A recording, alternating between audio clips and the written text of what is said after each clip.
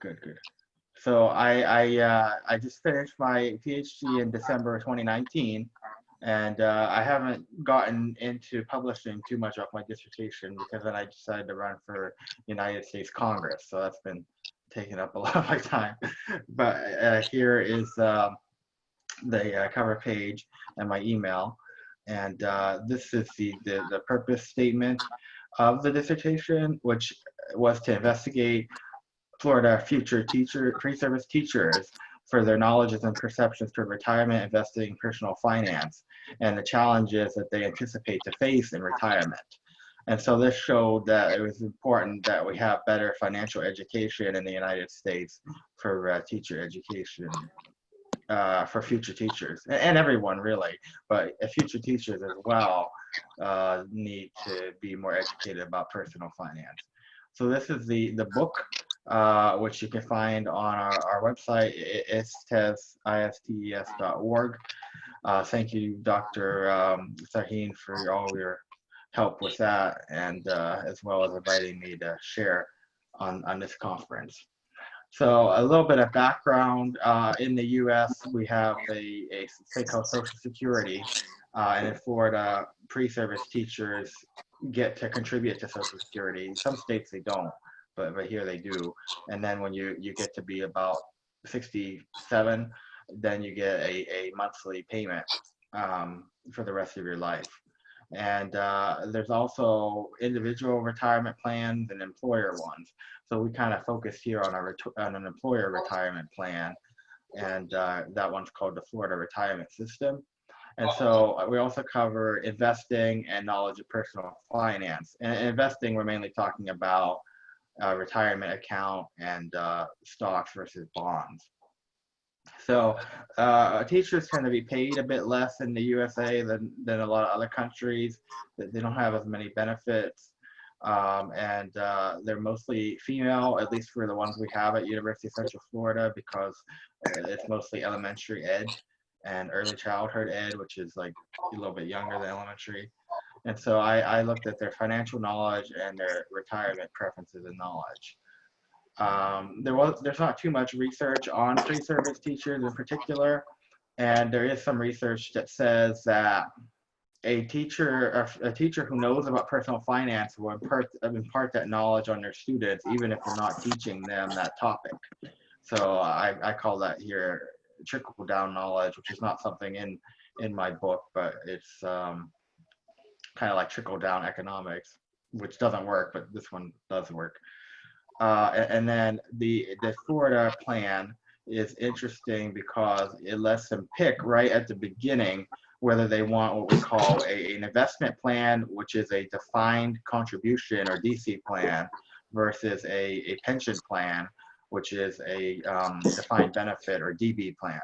So when they become a teacher in Florida, they have to choose. If they don't choose, they automatically get put into the investment plan, which that's like a 401k. I took the questionnaire is how I did my research, and I made the questionnaire with help from my committee and some experts, and using some questions as well from prior research. And then I went to classes, and I also did an Amazon Mechanical Turk study. So there's actually a lot of stuff in here we could use later to publish off of that I haven't yet. So I'm also looking for some collaborators, but probably a bit more toward Christmas time and into next year. Where were they?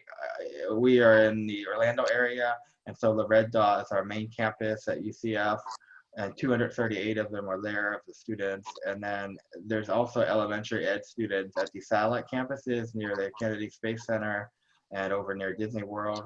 So we had 52 there and 24.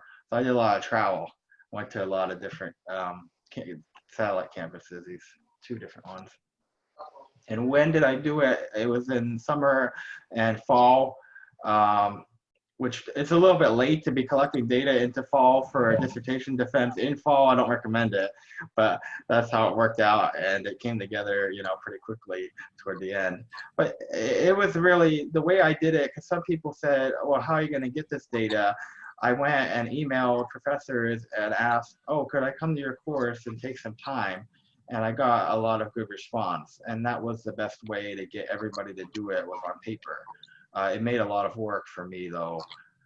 And then on Amazon Mechanical Turk, there were 205, and I tried to use that as a comparison sample. So they were limited to USA. They had to say yes to being a college student or graduate, and between ages 18 and 25. And this was the framework by an author named Joo, Joo, from 2008. I was trying to follow, being that financial wellness will be more multidimensional than just financial literacy. So I kind of think of financial literacy as your knowledge, financial capability as your knowledge and how to apply it.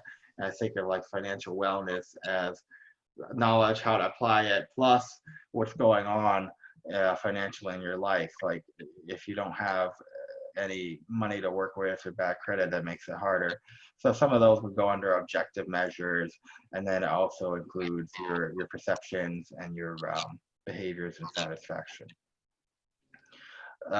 These were the research questions that I settled on. There were 5, and the first one was about what they know, basically, on several different topics. The second one was what kind of challenges are they already anticipating facing in retirement? And these are mostly, you know, women in their early 20s or late teens. So for them to be thinking that far ahead is a good sign. But we looked at it, and it was interesting to see a lot of people say they expect to work during retirement. And then the career length being predicted by preferences for a pension versus investment plan. There's something called vesting in a pension, where you have to have worked at least for 8 years in Florida. And did they know that? They didn't know that, mostly. And I also tried to measure investment allocation sophistication by doing a mock portfolio allocation exercise. So I'll get into that in a little bit. And I think that was one of the real novel things that I did in my dissertation. And then comparing them, which was for the Amazon Mechanical Turk study, and it turned out that they didn't do as well. The future teachers had lower financial knowledge and a whole bunch of things they were lower on than the US-based Amazon Mechanical Turk participants. So this is some for my literature review, just some of the key points. Lucy and Norton did a study of the pre-service teachers in Illinois. And so there were some questions for the retirement challenges I borrowed. They gave me permission to do that, and they did it by email. So they took like, they had 4,400 there of pre-service teachers and sent emails, and they got like 300 responses, and then narrowed it to the 200 that were complete. So I think my study was a little different, because I went to classes in person, and almost everybody did it, you know, instead of just relying on volunteering to an email solicitation.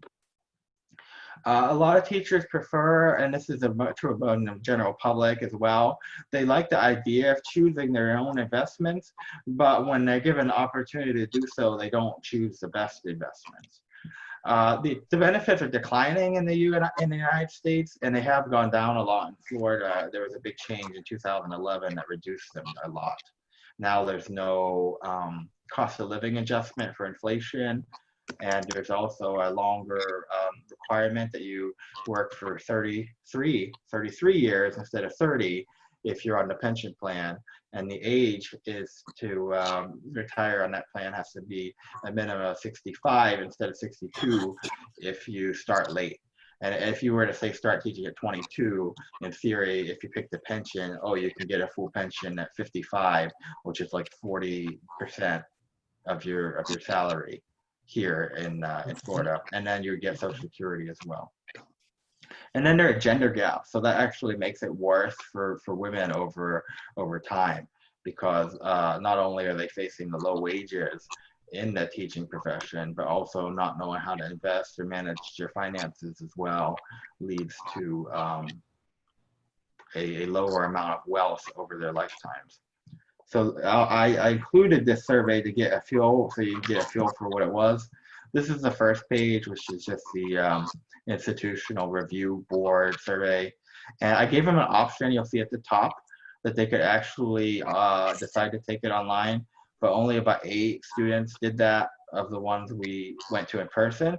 But then there were students that I was teaching the same semester on a fully online course. So those students took it all online. So there were like 43 that did that, whereas most of them, like 270, did it on in person.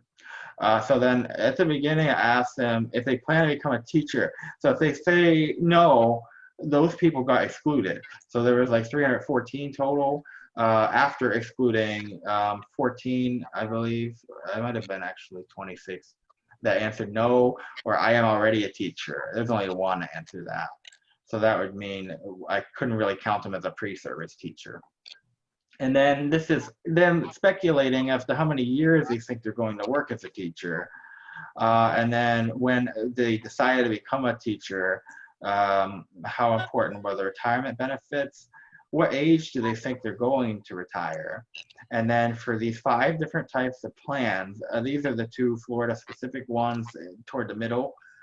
How familiar are they on a Likert scale from not at all to extremely? And then for Social Security, most people are more familiar with that. And for individual retirement arrangement or IRA, which you can have on top of these other ones, they didn't know as much usually. And then for employer sponsored, technically the FRS is like separate from a 403B, so you can have all 3. Not 401k because that's like for private employers, but you can have FRS, which is mandatory, plus optional 403B and 457 and IRA if you wanted it, and you'd have Social Security too, which is mandatory. But most people probably wouldn't, because that's a lot of money to put away. This is an actual example from one of the survey responses. It's not, I didn't collect any names, so it's a scanned copy of their survey. So like, what type of accounts do they have? We asked that. Most people had checking or savings only. And then what experience they had in the past, but this wasn't really analyzed yet. So actually I have a lot of data that I could go and make more publications on based on if they participated before in financial education and what they said about how it improved their knowledge. A lot of people said they didn't, and then the people who said yes, they tended to say it didn't help. But then sometimes there were people who said yes, it did help. This one is an important question asking if they choose a pension plan or managing their own investments in a 401k-like plan. A lot of people want to manage their investments, but they shouldn't because they don't do as well as you would expect. And whether they're aware of investing. This one asks, basically I'm trying to get at if you had to pick between a pension and just getting more money now but nothing in retirement, which would you pick, and then why? Sometimes this trip people up a little because we ask both, why would you prefer one versus the other? And then you'll see here, like this happened a few times where people crossed out the answer and put somewhere so they could skip the 2 fill-in questions. This is about how concerned would you be about failing to meet that vesting requirement. If you do in Florida, you would lose your employer match for the pension plan. Now, if you pick the 401k like plan, which is basically an account, then you wouldn't lose anything. But if you did pick the pension, you have to work 8 years. You can come back later and work more years, but if you don't, you lose the employer match. This is Social Security tax. Surprisingly, only half of people knew that. And then about the educational website and telephone hotline, that was not known by hardly anybody. One person, this one, knew the website. A few people did. And then these 4 questions from 21 to 25 are actually from a lot of research by Dr. Anna Maria Lusardi and Dr. Olivia Mitchell. So this one asked what the best returns have been, and that one's stocks. The correct answer is stocks. Most people don't know that. And then for we picked 30 years, so we don't include the because one of the questions that said 20 as they wrote it, but I didn't want people to get confused about the difference between what happened in the dot-com bubble and the financial recession of 2008. So if you say 30, like there should be no doubt if you know history that stocks give the best return. And then is buying a single company stock safer than a stock mutual fund? A lot of people say true, but that is 100% false. You know, it's more dangerous to buy just one stock because then you've got concentrated risk. And then the savings account, this question, the money for 5 years is actually going to become $110.41 if it's compounded once a year. And if it was like compounded more often, it'd be like 110.45. So asking $102 is the easiest possible question. Everyone should know that's more than 102, but they didn't. They did pretty well on that. That question is used a lot. Like this one here as well about inflation is used by very many financial researchers. So there's a lot of data that you can look to from the past. And here's the mock portfolio exercise that I came up with in consultation with others. And I did try to grade them as well. And the way I did it was to keep it very simple. If they put too much money in a money market or bond, then we considered it a bad allocation. And the reason that is because of their very young age that they are going to be invested in a retirement account for a long time. Like you can't take out the money until you're 60 years old, 59 and a half. So money market, we put risk, and that's the definition of risk used in finance. So we're not really, the really weird thing, of course, is it's riskier in a lot of ways to put all your money in one of the top options, because over a long period of time, you're going to lose a lot of money compared to doing the stock and the foreign stock. The foreign means all other countries but the US, and domestic US is just the US market. So you could do whatever you want here. And a retirement fund, which is the middle option, I only gave them the option of 2060. Most of the people taking it were that age to retire around that time, but there were some non-traditional students who were older, but they could, you know, put percentages into these two if they wanted. So the stock, this one, the middle one, is a fund that kind of goes down over time in the amount of money that's invested in stocks. So when you get to be retirement age, it only has 40%, but at the beginning of your career, it has like 90 to 95. And the idea is to reduce risk over time so you don't suffer a big loss. And so there was also some questions here about, this is the Lucy and Norton one from 2011, and it asked about if they felt like student loans would affect them, credit card would affect them to not be able to retire or not be able to fund retirement early enough. And then the salary, would that not be enough? And a couple other questions. And then we did some demographics. So we had gender. A few people said thank you to have non-binary. So we actually had 3 people who were non-binary, third gender in the pre-service teacher. And age. And then we didn't do too much analyses based on these.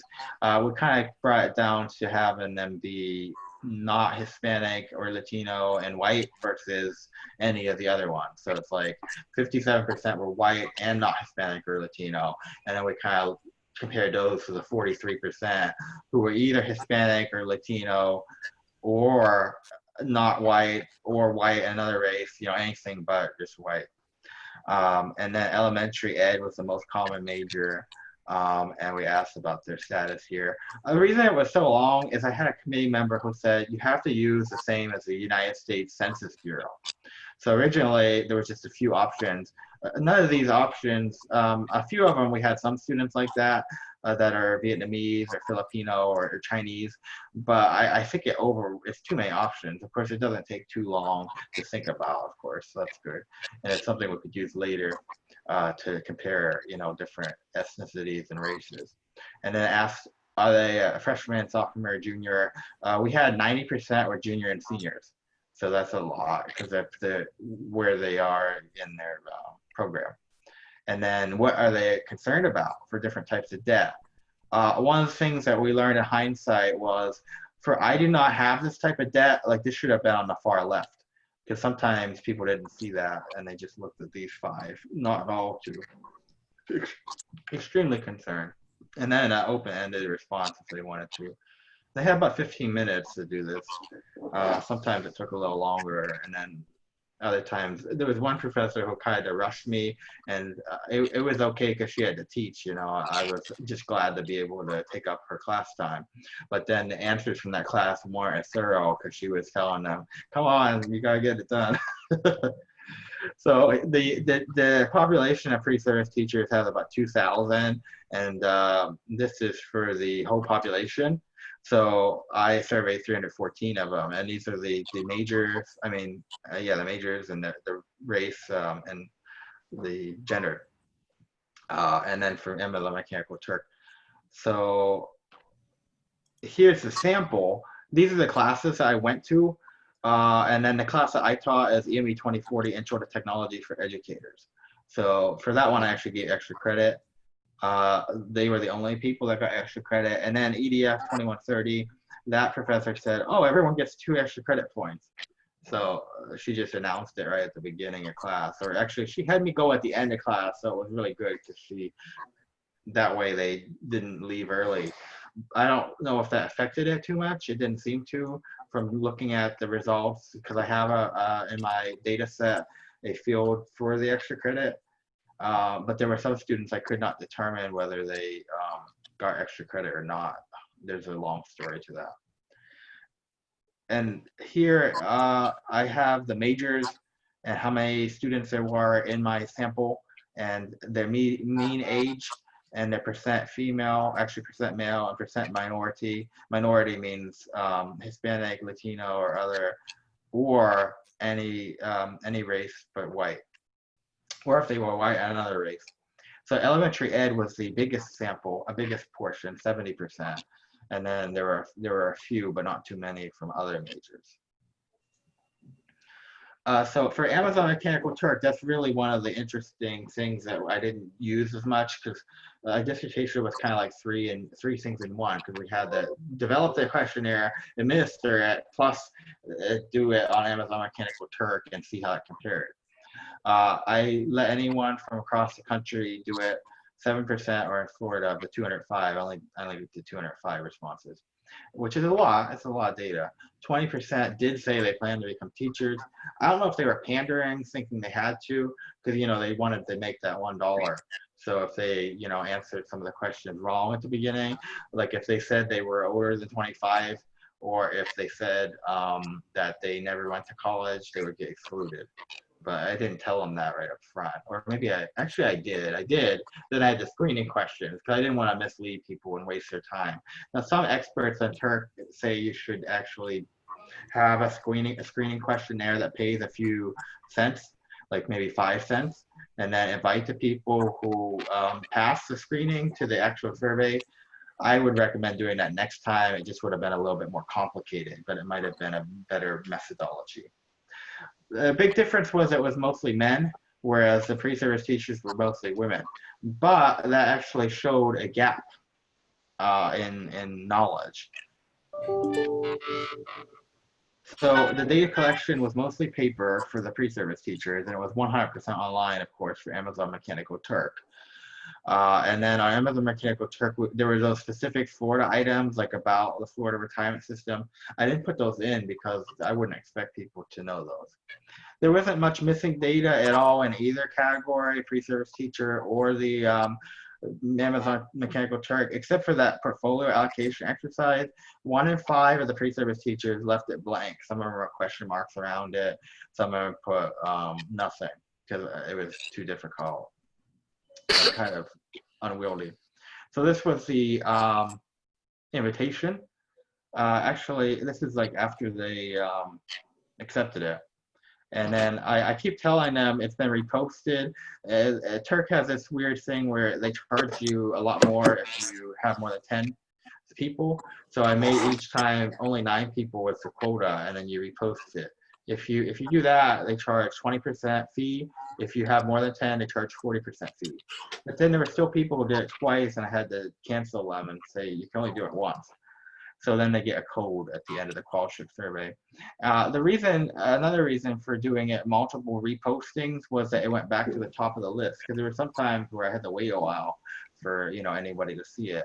But then when you repost it, you get a lot more responses. And so that was collected around June and July last year. So for the first question, where I asked about the pre-service financial knowledge of pre-service teachers, only 1 in 4 got this one right. For the single company stock has a less safe return. The stock mutual fund is safer. Most people did answer don't know. Like the don't knows overwhelmed it. There were so many that said they didn't know. And then for that choice that I mentioned, where when you become a teacher in Florida, you can pick a 401k like or pension plan, only 1 in 4 knew that. And 90% of these people are in their junior or senior year. So they're actually very close to becoming teachers, but they didn't know that yet. Only half knew that Florida participates in Social Security. There's actually a lot of states, Louisiana and California is the biggest, that does not participate in Social Security. So in those states, the teacher retirement plan is much more crucial.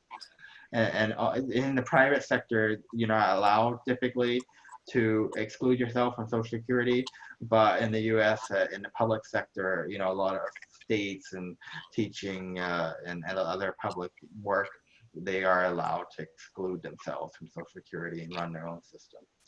And only 1 in 3 approximately knew about vesting. Vesting is kind of weird, because how it works is once you're vested, you still have to keep working or get to retirement age before you get anything. And then you can start to get a payment. And there's a percentage where the more years you work, the bigger your pension is as a percentage of your average highest income in your highest 8 years.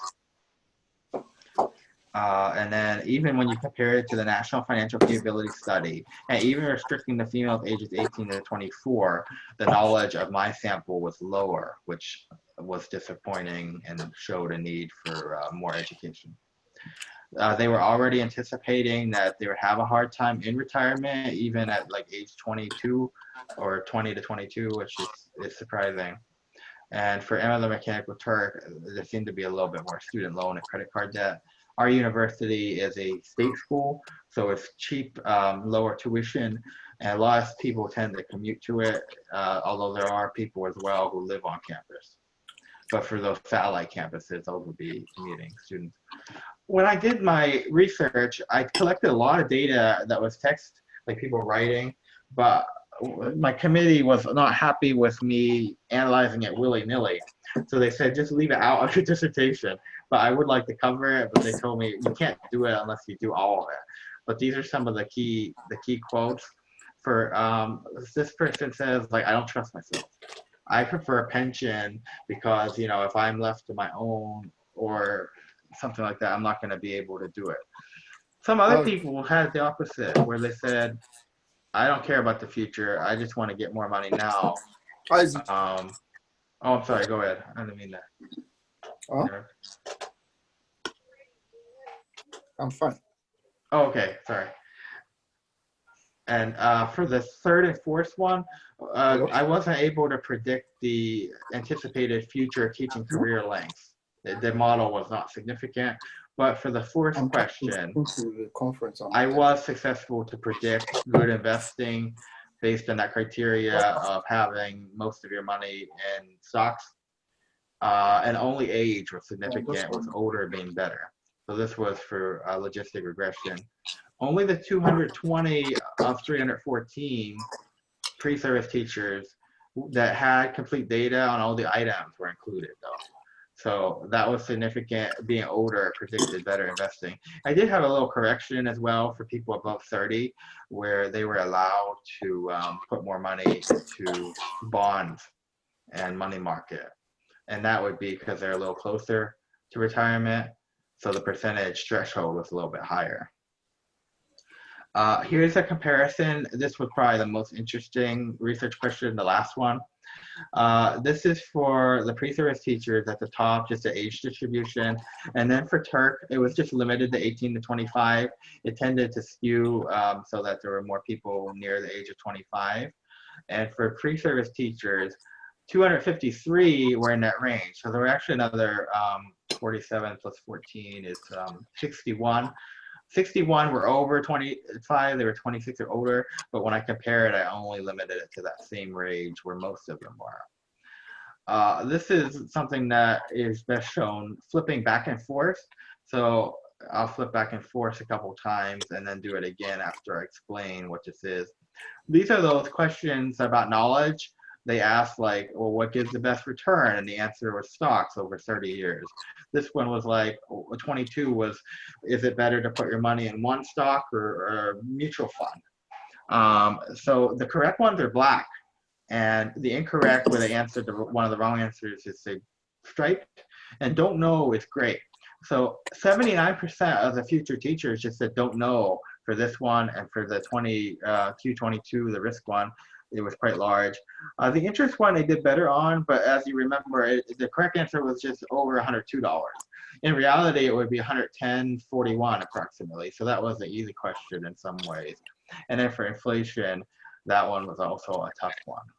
But if you look for Amazon Mechanical Turk, it flip-flops where the black bar, look at the black bars, and you'll see the percentage that got it right is so much higher, like 44 versus 12, and 67 versus 23, 57 versus 83 among percent among Turk, and then for inflation, 28% of teachers got it right versus 62. So I thought that was a big difference. Now I do think there may have been a little bias where they did not want to answer don't know if they're on Amazon Mechanical Turk, but I don't think that was very substantiative because a lot of people move very quickly through the Amazon Mechanical Turk survey. They know they're getting $1. If they can do it in 3 minutes, it's a lot better per hour than to take 10 or 20 minutes. This is for financial knowledge, those 4 questions I just mentioned, and it's based on how many they got right, 0, 1, 2, 3, or 4. So the black bars are for pre-service teachers, and the gray ones are for Amazon Mechanical Turk. So you see only 1.6%, which is like 5 of the 252 answered them and were in the age range. Only like maybe 4 of those had gotten all 4 of them right. Whereas on Turk, there was a much larger percentage got more of those questions correct. Then when it comes to the financial, the familiarity, that was the one that answered from not at all familiar to very familiar on a 5-point Likert scale. I only compared here on the 3 that were not the Florida retirement system because I could not ask the Turk people about that. And so a score of 3 meant they got no, they put not at all familiar on all 3 of them, and 15 meant they put extremely familiar on all 3. And so you can kind of see the black bars are the pre-service teachers, and the gray are the Amazon Mechanical Turk. And it was statistically significant as well. Actually, every one of these was statistically significant to a very large effect size. Well, I would say some of the effect sizes were medium, and then some of them were large, like 0.5, which is quite large. So this one is showing the Social Security plus 401k plus individual retirement arrangement. And then here I have the people who had accounts, what kind of accounts they had, and it was just the ones that answered that they did have an account, or they checked. If someone left it completely blank, I assumed they skipped the question.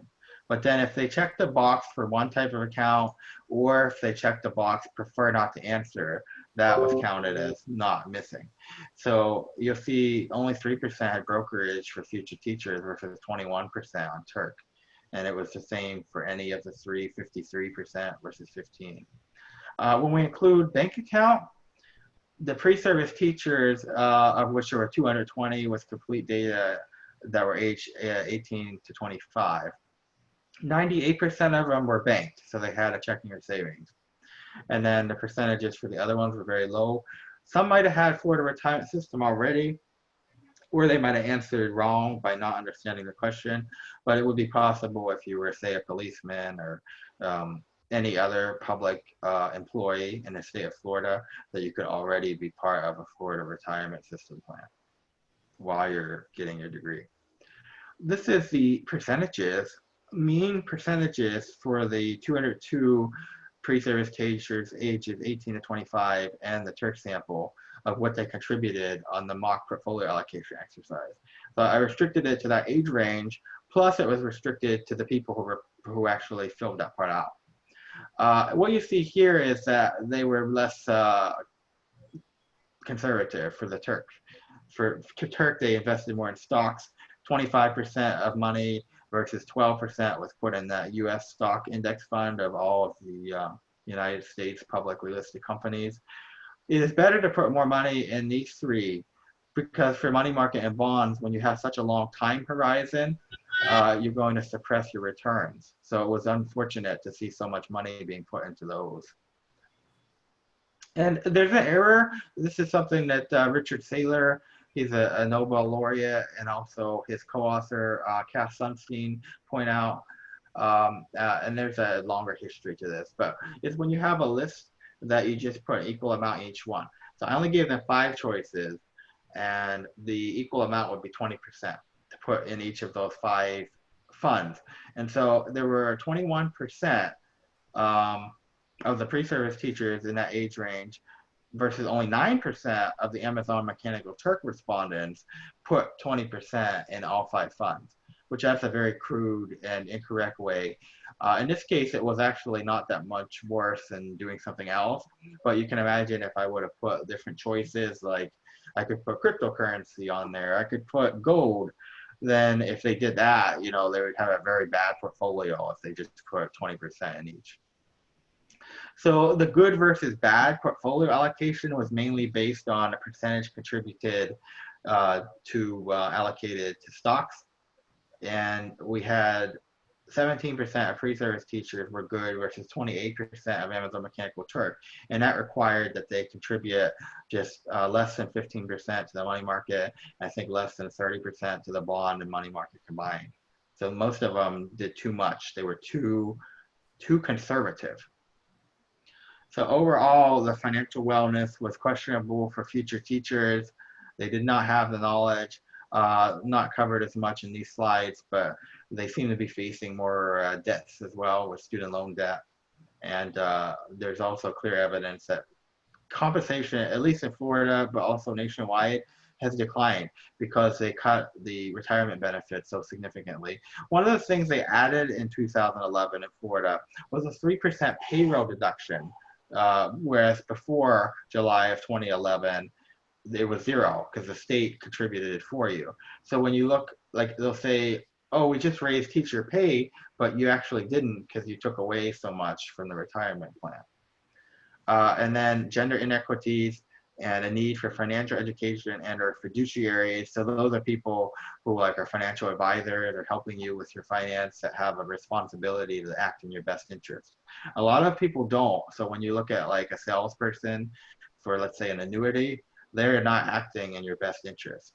They are acting in the interest of selling you a financial product that's going to cost you a lot of money and not provide a good return. And the preference for managing one's own investments in a 401k-like plan is widespread, but it might be ill-advised. Some of the limitations were pointed out that we did not do any cognitive interviews to walk through as someone takes a survey and see what they're thinking. We didn't really do a pilot test. Like there was one where I got like 3 or 4 responses, but it wasn't enough to make much determination. So we kind of just, I went with it and did it by having experts look at the survey and point out things that could be confusing and changing those. But there were, of course, a few that I should have changed, like putting the, I don't have any of these debts should have been on the left instead of the right.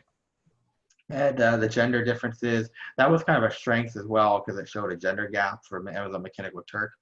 I don't think volunteer bias is as much of a problem, but the instructors that let me come to their classes might have been different from the ones who didn't respond.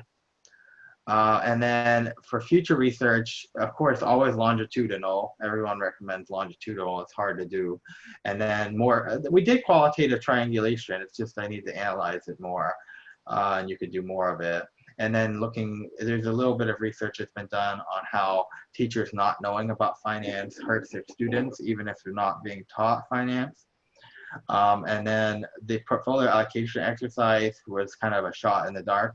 So I would recommend to refine that, and it could be interesting to keep going with that and to look more at those qualitative responses to what they knew in the past, what they had learned in the past in financial education, and also look at people who are in service instead of just pre-service. So I used some new methodologies and also built on some past research. I would love it if any of you are interested in financial research and want to use anything that I did, that we could work together, or you could use the instrument if you'd like. With the declining benefits, this generation is going to have difficult retirement outcomes.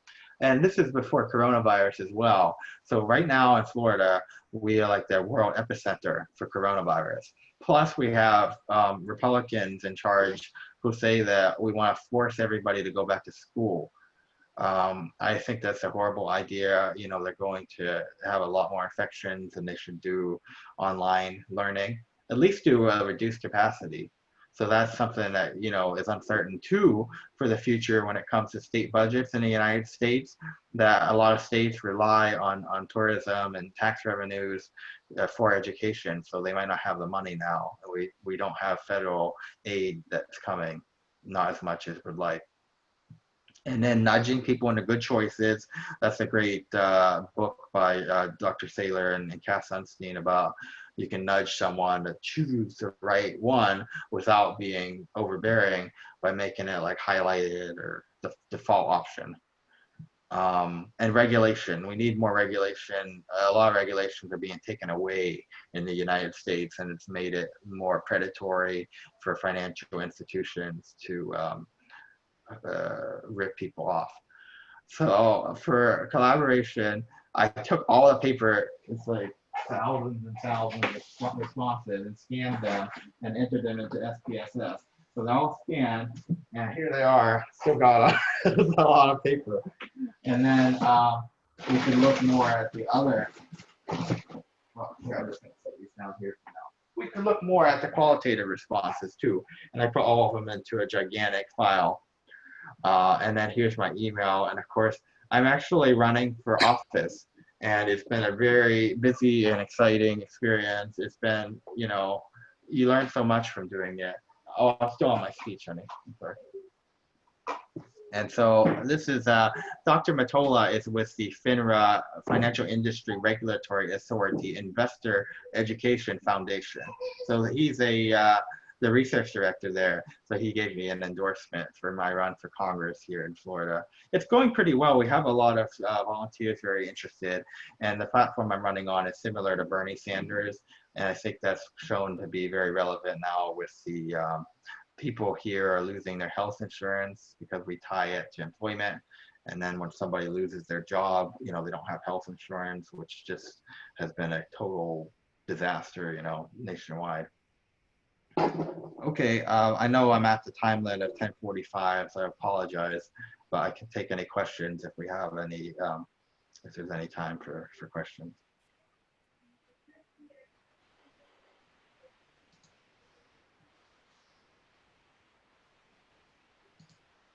I have a question. Can you hear me? Yes, I can hear you. Hi, Tatiana. Hi. Thank you for your presentation. My question is, what is common source of financial knowledge among teachers, and is it different from any other professions? Oh, well, we didn't really see, there's not much of a difference, I would say. I didn't mention, but in Florida, they have, I believe, a financial course, or there's some financial course included, financial instruction in high school, but there's not anything in the teacher education program about finance specifically. So that was actually one of my recommendations, is they should have something about financial education. And I know it could be unpopular to add something because there's so many requirements already, but I think this one's very important. I think that there's definitely a gender gap with the future teachers, and in service tend to be female. So that's another issue that definitely should be focused more on. And there's a lot of moves in the US to put financial education in the curriculum. Now, if you have it being K through 12, that is ideal. Usually it's just a high school course, but it's always better to start early with young children, teaching them with actual coins, like playing with coins and doing that with other students helps them to learn about money.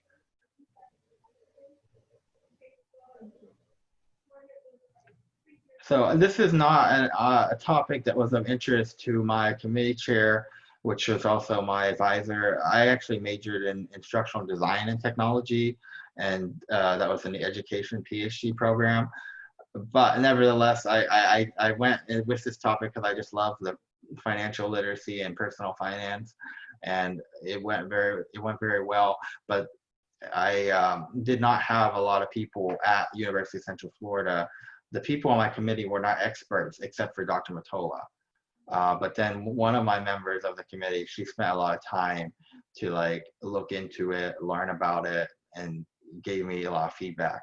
So that really helped to sharpen my dissertation. And I had 3 statisticians on the committee. Dr. Matola is one, and then there were 2 others. So that was very helpful. They actually prevented me from using, they would not let me use a measurement by liquor items. I had to treat them as ordinal. They would not let me treat them as continuous data. And I was a bit disappointed because I really wanted to, and I had to go back and change all of them. All my analyses of those, I had to treat them as ranked, ordinal data. And these are a few of the key references. I'm going to share this with you. And we have one chat. Oh, okay, Dr. Bradley is having some technical difficulties to Ismail. So he said, go ahead to spend a little more time.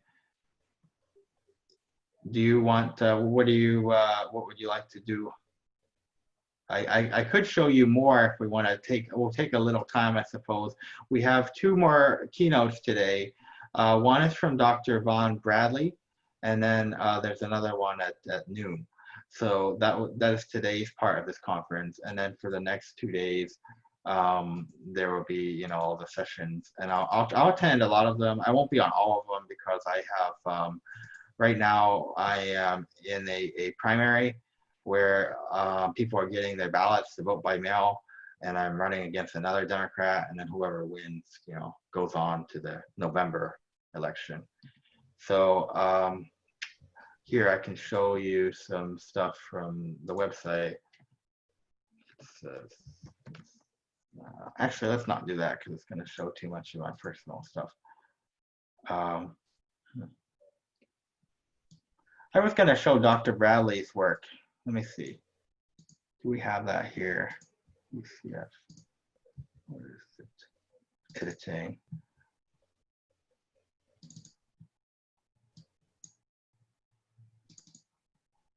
Yeah, so when Dr. Bradley comes on, he has, his book is called Middle School Parents, Beliefs Regarding Learning Management System Use in Mathematics.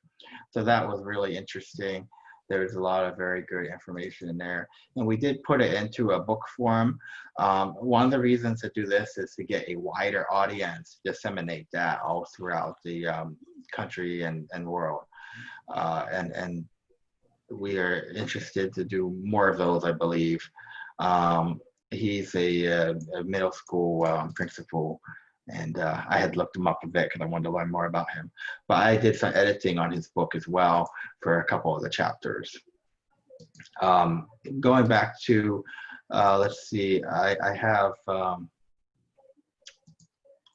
here I can show you this poster. Actually.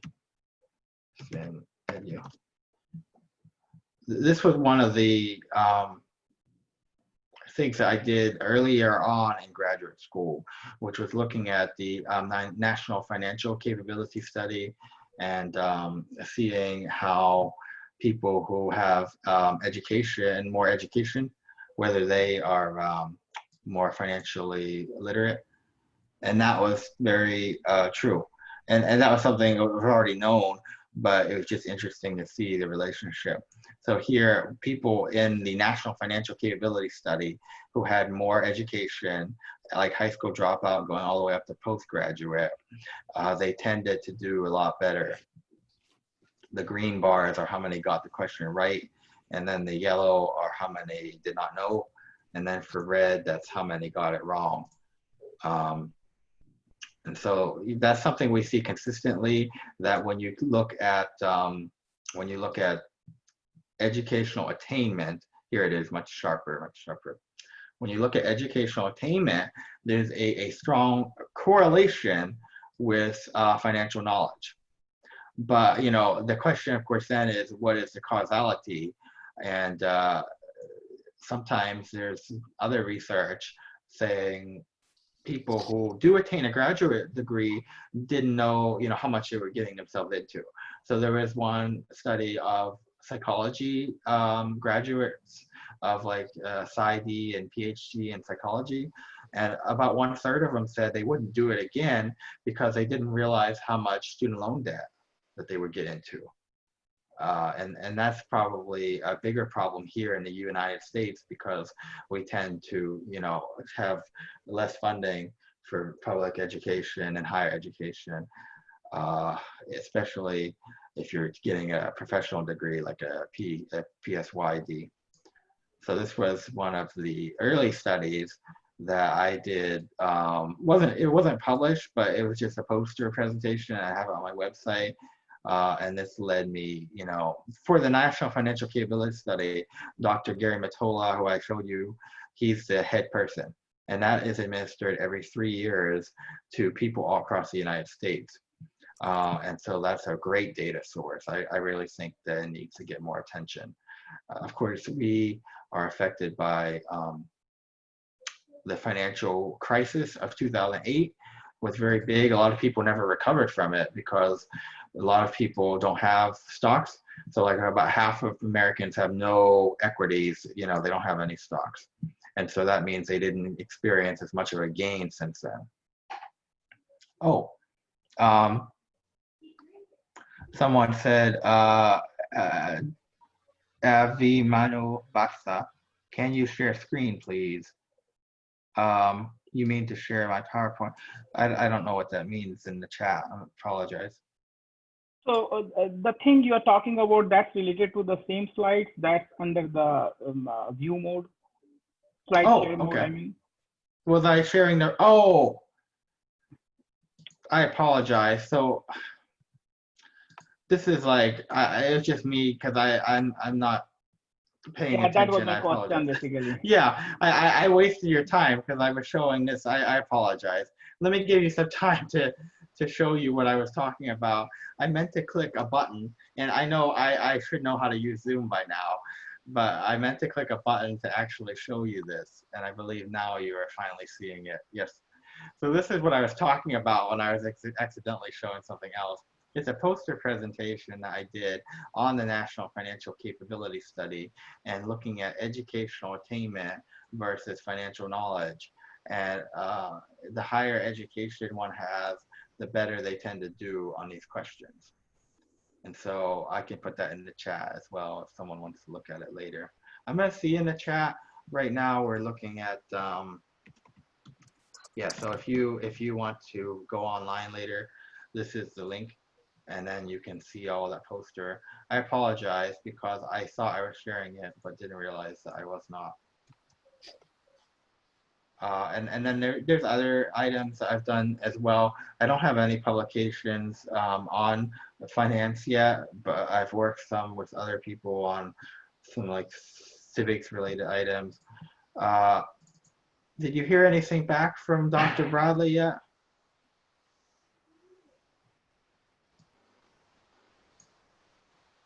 No, Richard, not yet. Oh, okay. Let me see. Yeah, so when I was doing the dissertation, one of the things that I had a lot of was there were a lot of tables and figures, and I think it was a really good example of how you know, you could do visuals.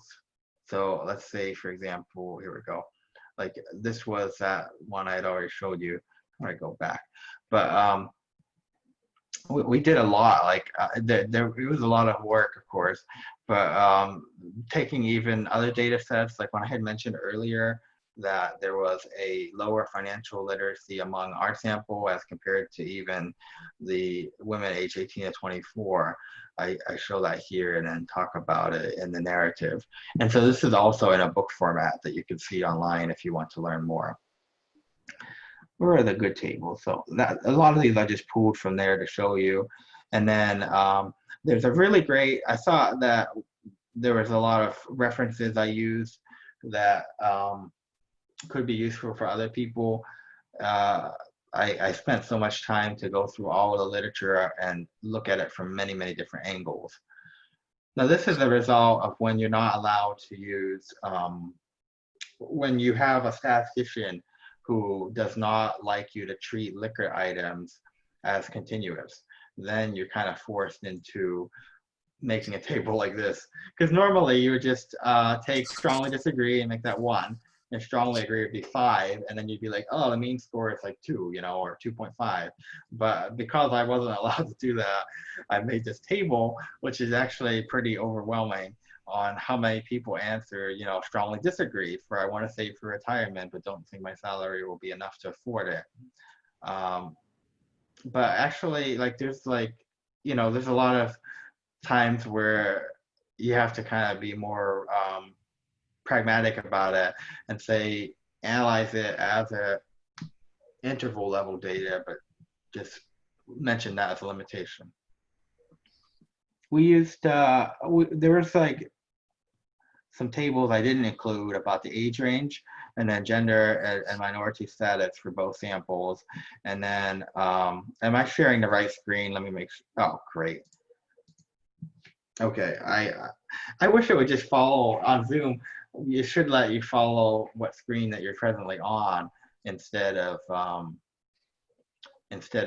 what it did, because I made that same mistake again where I wasn't actually showing you what I was talking about. So what I was talking about here was this. Right now we're just trying to kind of fill up some time because I didn't want to leave the, we're waiting on Dr. Bradley for his keynote. Oh, good. Dr. Baloney's here. Yeah, let's. I think we should go ahead with Dr. Baloney's presentation. What I was saying here was that when you're not allowed to treat them as continuous data, you end up making a table for strongly disagree, for strongly agree, and it has like way too much information instead of just giving mean scores. But you know, there's a lot of people who do not like that, to use the mean scoring.